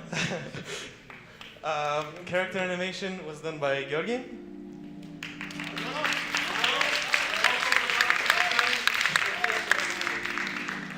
Yeah, and level design was done by Kosio. Yeah. VFX by Stefan. And we had Igan do the graphic design, although I don't think he's here. Yeah. So you can start up the game. Here we go, we're inside the house here. So this is a nightmare level. And the idea is you have to find your body.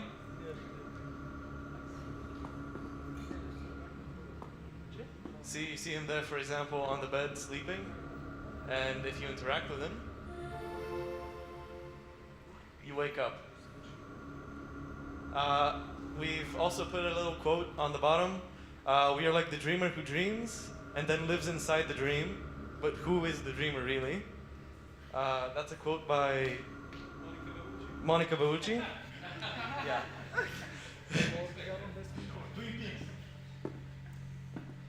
So every night your body's in a different place. So last night it was on the bed, but this night, for example, you can be on the couch, on the TV, watching TV, for example, or whatever else it may be. You can't go outside, the doors seem to be locked.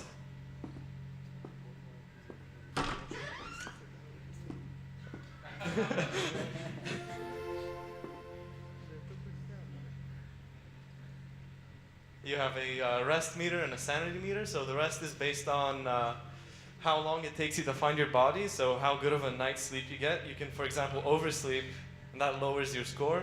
Or you can be too fast, and that also lowers your score. So you have to sort of find the sweet spot. And the sanity meter basically is related to the monster, or it should be. And they should have an effect on your next night's sleep, but that's not implemented yet. And that's the monster. So you saw it just grab you, so that puts you back at the start of the dream.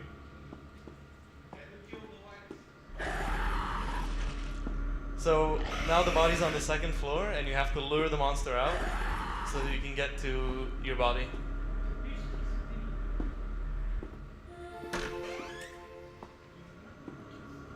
So I think we just ran across a little bug maybe. It's okay. It's okay. We'll just continue on.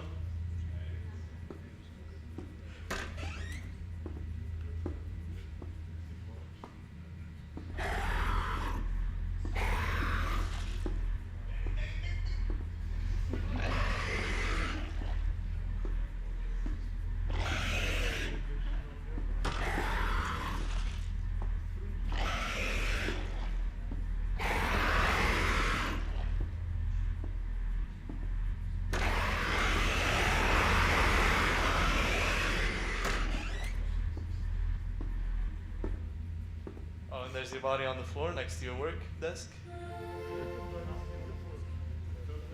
So, yeah, so next night is the nicer dream, if we start it up. You see the walls are normal now, and it's bright outside.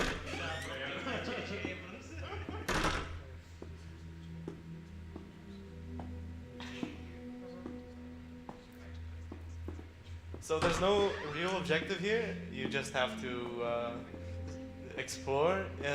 In the future, it's not implemented yet, but there will be some kind of lore pieces you can read, for example, and that will sort of enhance the experience.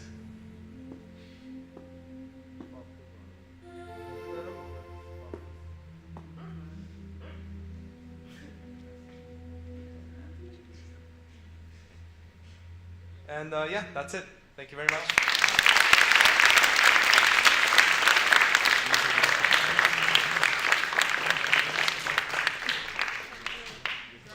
Thank you. And now the newbies, last but not least.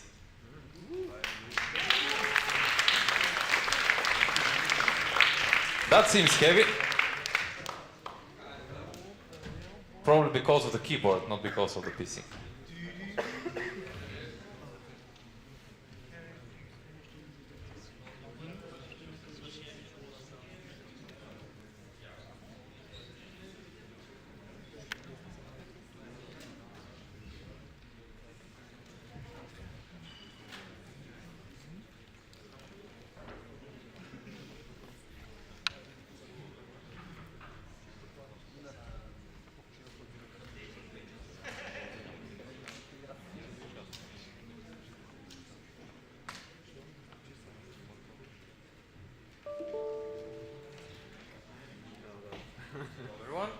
The newbies.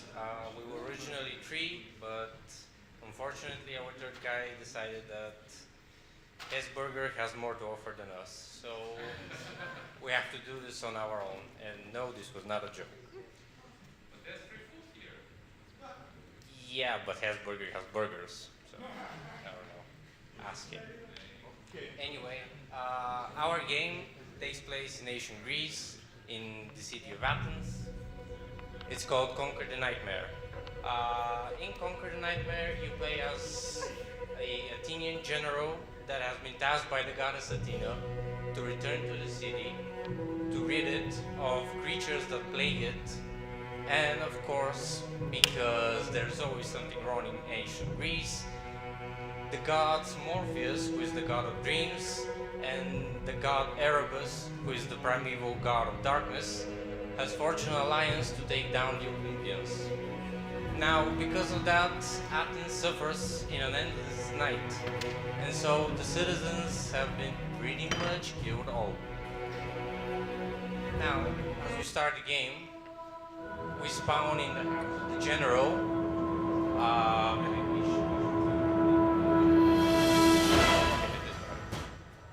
This is one of the creatures you're going to face off in the city of Athens. Right now, Nikki's showing you the light combos, and here on the left, you can find a secret boss, a Cyclops, who is praying to Thanatos, the god of death.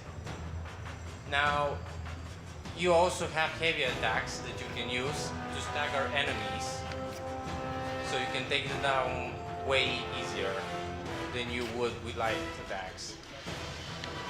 Now, the meter you can probably see on the bottom left of the screen is the meter that shows you how tired the general is.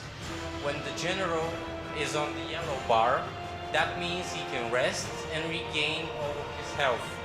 If the arrow that is below the meter goes to the red, that means that the general will enter a nightmare state. In the nightmare state, you can face off against an endless horde of enemies, and your only goal is to survive during that time-trialed arena. Now, so far, this has been a scaled-down version of Athens, simply because we were let know on the last minute that we would only have 10 minutes to show you the demo. But originally, the map was way bigger, had more areas, and the goal was generally to free up the citizens of Athens.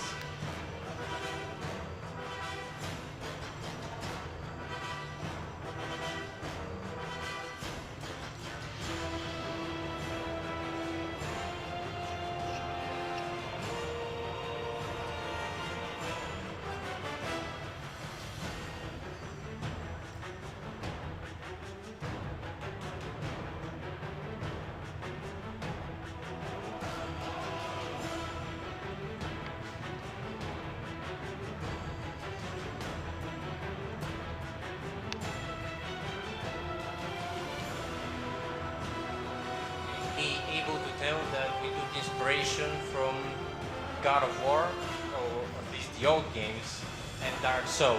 It's a bit of a weird mix, to do it anyway.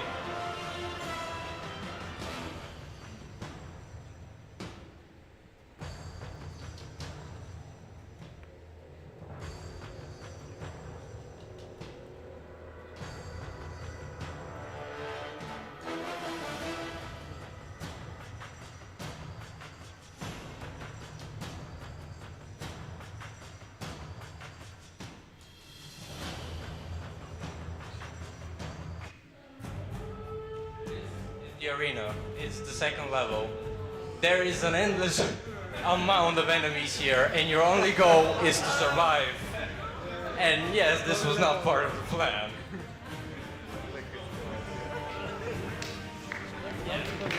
Our own game. Thank you very much.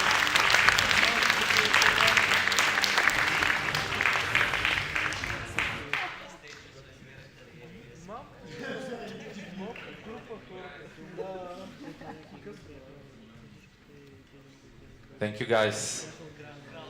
Well, as everybody had 10 minutes, now the team here has 10 minutes to order here some screenshots and whatever. And after that, you can vote. So think about what kind of games you saw, which one you like the most. You will have 2 pieces of Lego, and you can vote through it. So Of course, don't vote for your own game, vote for the others. I'm not sure, can you make advertisements now, in these 10 minutes? Okay, so whoever wants to play somebody else's game, I guess you can do that now.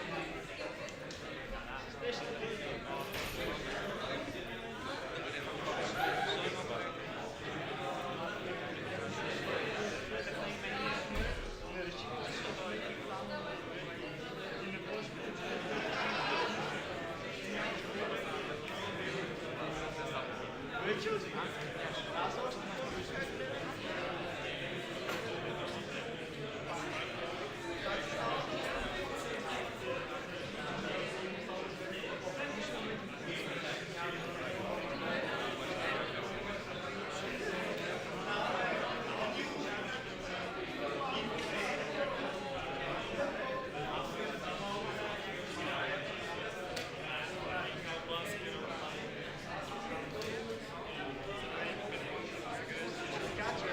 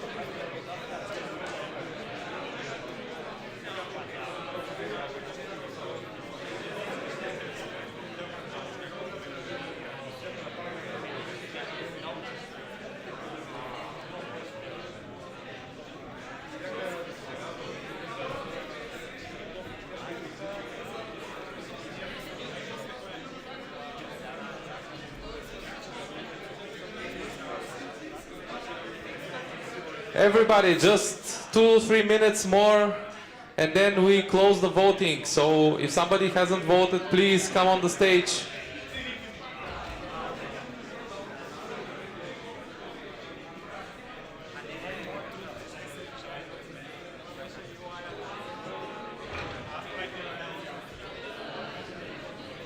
Моралните победители, брат.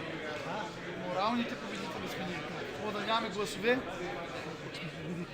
Но пък възраждане имат, да не са по-добри.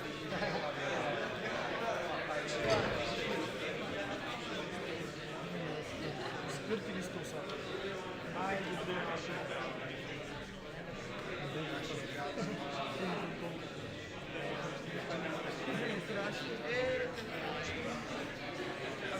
Всеки път, като получа презентациите, съм някакъв аз това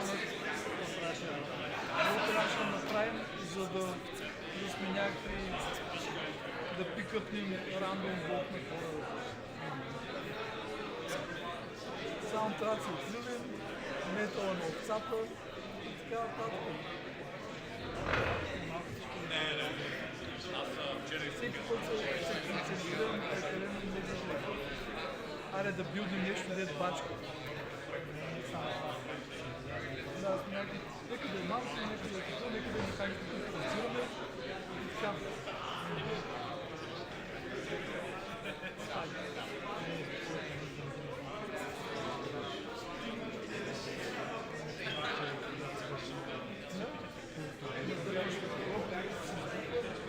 Почва се асоциира с презентацията.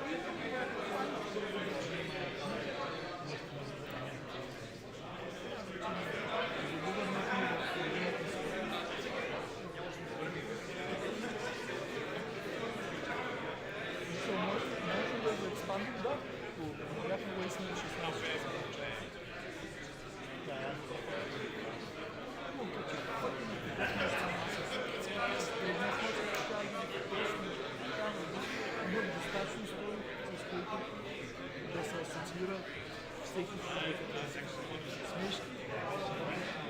И беше съвпадало с дискусията за отварянето, защото пък имахме механиката, имахме платформа, контролера за плеер за код, но това имат словите в главата си, което е ниско бюджетно за продъкшн.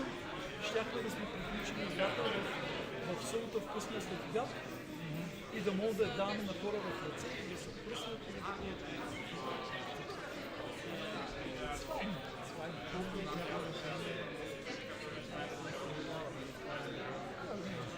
Планът е, че който е стан с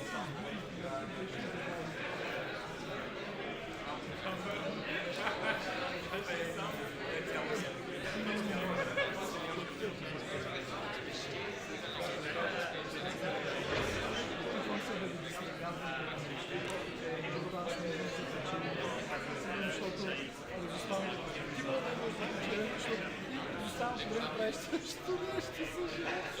Ама аз преди ще отидеш при административен софтуер. Извинявай, вече съм бил. Няма да правя.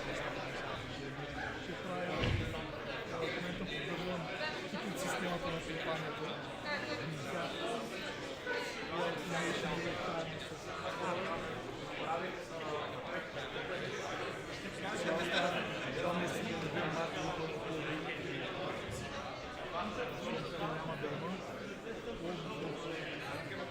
Тук няма да има Sofia Game Jam януари, защото филм няма време да го организира, защото остана супер приятел, който се дава супер много време.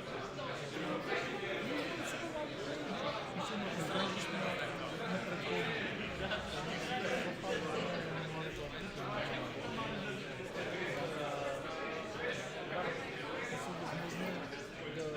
В контекста от някъде. Или получи някаква оферта там в партньорството за Game Jam, да си или на праска.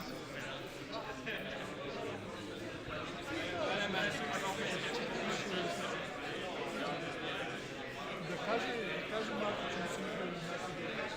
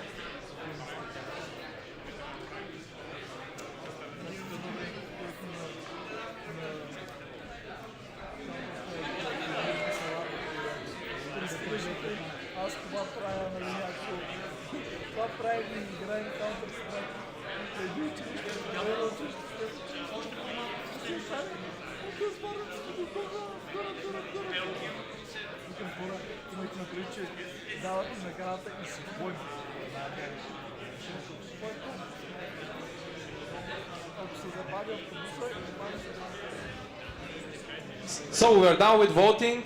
I'd like to ask you to be seated because we don't want you to know who wins. Not until a few minutes.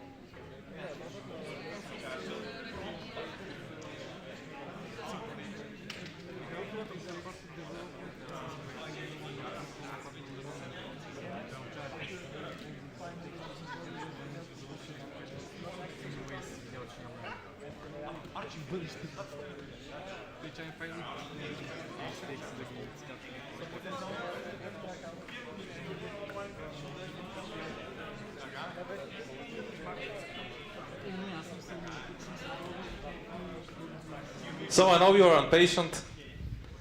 Let's get started with the finals.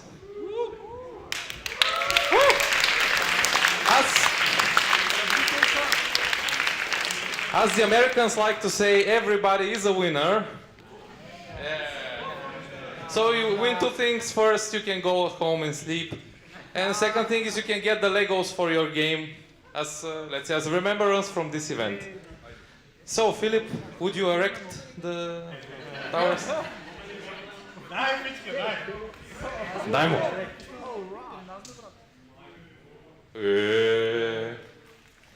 And this is our first place.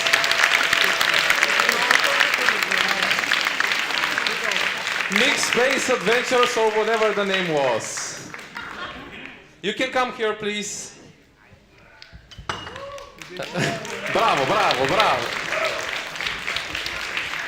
So the first place, we have a prize from Ubisoft and from Creative Assembly, but first, Ubisoft.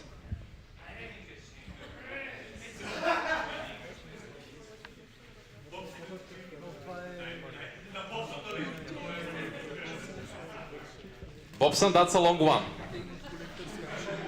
And now we have the prizes from Creative Assembly.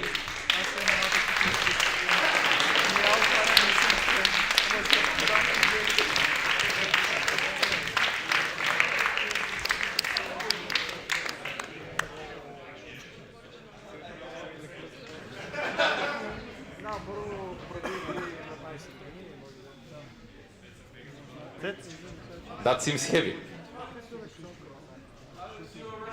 Just to say,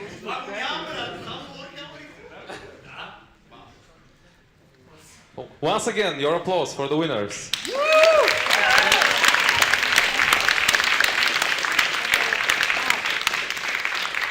You can go off stage now, please. And here's the second place. Sleep.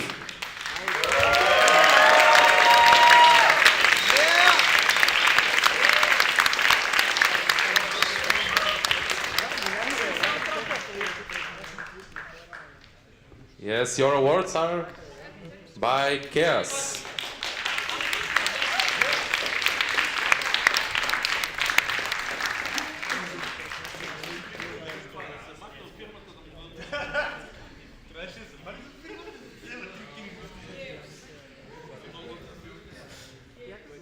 And who wants to take the tower?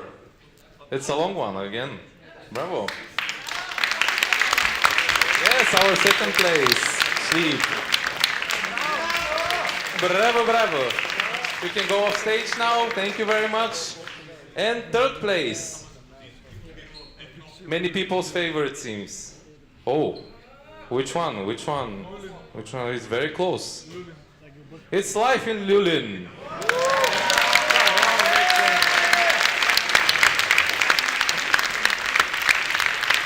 And the award is provided by 11-Bit Studios. And is given by Philip.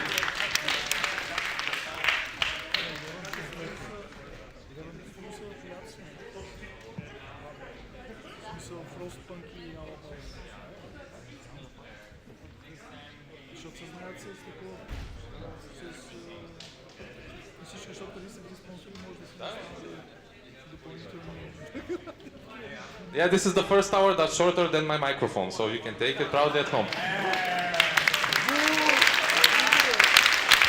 Yeah, and Philip wants to say something else. The special prize from Creative Assembly. All right.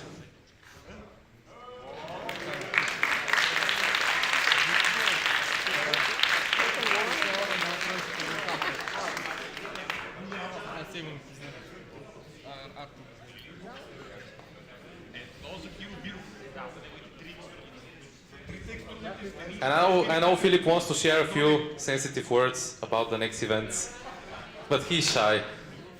Would you like one? Аз ще ви говоря на български, защото е по-лесно. Може би знаете, може би не знаете, но това всъщност е първото от 3 събития, които са посветени на гейм индустрията. Второто, което ще бъде следващата седмица, събота и неделя, 19-20 ноември. Целодневно на същото място в тази зала ще имаме цял ден лекции посветени на гейм индустрията. И даже, може би не знаете, но един от лекторите е тук. Алекс Тукмакчиев.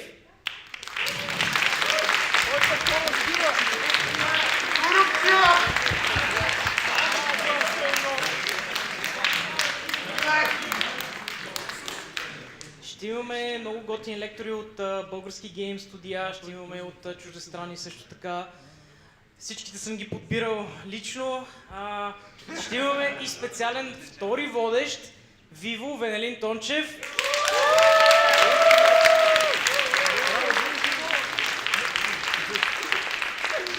Да ви издам малко от лекторите, освен Алекс, който ще говори за разликата между UI, UX и какво беше третото? UR, дизайн, нали така, в игрите. Гост от Швеция ще ни бъде Веселин Ефремов. Той е създател на филма Адам. Може би сте чували за него, може да не сте чували. Той е принципал, креатив директор в Unity Technologies. Идва от Швеция, от Стокхолм. Поканили сме и също така Йонас Кирацес. Мисля, че е името му. Той е райтър в Crow Team, той е писал The Taos Principle 1, сега работи над The Taos Principle 2, както и над последния 4-ти серия сам. Това са ни чуждестранните лектори, но мисля, че ще бъдат много интересни и ще имаме супер много български лектори от Ubisoft, от Creative Assembly, Kipi Interactive, сумати, смисъл, отидете на sofiagameJam.com, ще видите всичките яки хора, които сме подбрали за конференцията. Мисля, че ще се изкефите. Цял ден е, безплатно е в тази зала. Супер лесно сме го направили. Ако имате интерес в гейм индустрията, очевидно имате. Донесете свои приятели, елате и вие. И мисля, че ще станете свидетели на много готини лекции. Благодаря. Да, ще бъде изстримвано, както това, което сега се случи. Ще бъде стримвано онлайн в YouTube и в Facebook. Благодаря. Thank you very much. And before we close the event, as Steve Jobs says, we have one more thing. So, Creative Assembly would like to make a special award. They will say for which team and why. So, that's the thing. What actually brings us in this event today? It's not the competition itself, but it's the passion, guys. Because I see very familiar faces. I know they are actually working in the industry. I'm very proud of you that you're being here today because that means you don't lose your passion. And it's very important. And something very important, next time when you start to present your game, start from the team. This is the most important thing. Because it doesn't matter you're Polish, it doesn't matter how complex is the game. It's actually the team that's make the difference. So the prize that we want to give right now is for the clean art. And as Leonardo da Vinci says, the simplicity is the ultimate sophistication.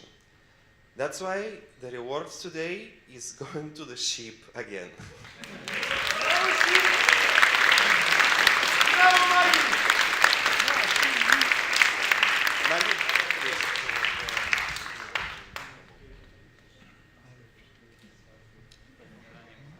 Good job.